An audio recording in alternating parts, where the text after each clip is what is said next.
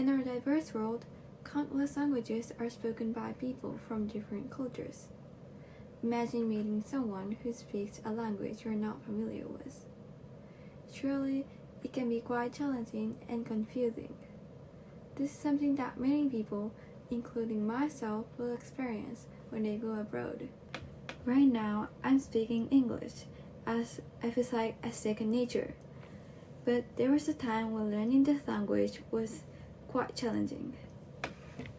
And the biggest fault I faced while living abroad was the language barrier. I think the language barrier is a common wall you face when going abroad, but it's also the most difficult one to overcome. Today, I will share my experience of how I found a way to break down this formidable barrier. So, when I was abroad, I attended a Japanese school, which meant I had limited opportunities to speak English, with only 4 or 5 weekly lessons dedicated to it. Despite being in a country with a different language from Japan, I lived very comfortably by speaking Japanese at home and school and only using English when necessary, like when asking for directions in town or ordering food at a restaurant. However, as time went on, I began to wonder if it was the best approach.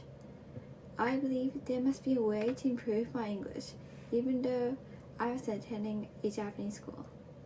I thought that perhaps the experience of living abroad was valuable on its own, but I also realized the importance of engaging in linguistic activities that are uniquely possible abroad. Then the turning point arrived. My family let me join some after-school activities where we used English. I tried things like tennis, swimming, and cheerleading. As I tried these kind of activities in English, it led me to realize the important thing. I realized that communication doesn't always have to be in the form of spoken words. During my time abroad, I tried cheerleading with a diverse team consisting of members from different countries, such as China, France, Japan, and many other countries. It was a very diverse team. The cheerleading performance involved a skill called stunts, where usually 4 people work together, 3 of them lift and support a flyer while performing various skills. This requires precise teamwork and communication to ensure the flyer's safety and coordination.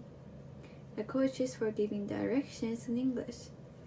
Therefore, when I initially joined the team, I struggled a lot to understand the skill names the teachers used, and I felt somewhat out of place in a team that was mostly communicated in English.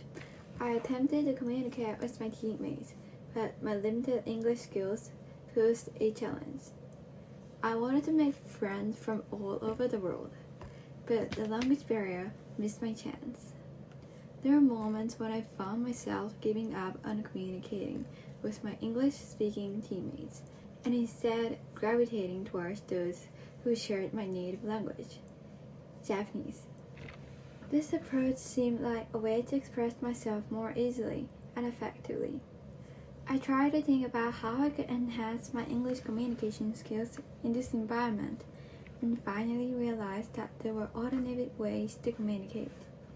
This realization led me to rely on nonverbal communication, aka NVC. Involves conveying information, thoughts, emotions, or intentions without spoken words, using various forms of expression, such as facial expressions, gestures, body language, eye contact, posture, tone of voice, and touch. I employed nonverbal communication to demonstrate how to perform cheerleading more neatly, or how to securely hold the flyer's legs to prevent falls. I used my entire body to convey my thoughts. And you know what? It actually worked. As I continued practicing this approach, I gradually gained confidence in conversing in English with my fellow team members. Even though I struggled to express my thoughts exactly as I wanted, I managed to communicate simple instructions and build friendships with people from different parts of the world. This experience taught me that language doesn't have to be a barrier to effective communication. Throughout my journey, I discovered numerous ways to convey ideas, even when we don't share a common language. For example, using gestures, making eye contact, and using body language. This understanding led me to realize that we can communicate effectively using more than just spoken words. Our entire body can be used to express ourselves. As I became more comfortable with these forms of communication, my English got better too. I even started to enjoy conversations in English with people from different countries. Lastly, there's one more thing I want you guys all to know. Communication isn't just about speaking or using your body. It's like discovering secret paths that lead us to new knowledge and open up our world. And it's not only English that matters. Languages like Japanese, Chinese, and any other language you can think of all have a role to play. Thus, if you're interested in improving your language skills or learning a new one, please don't be afraid to interact with people who speak foreign languages. Seriously, by doing that, you're basically giving your world a major expansion pack. Thank you for listening.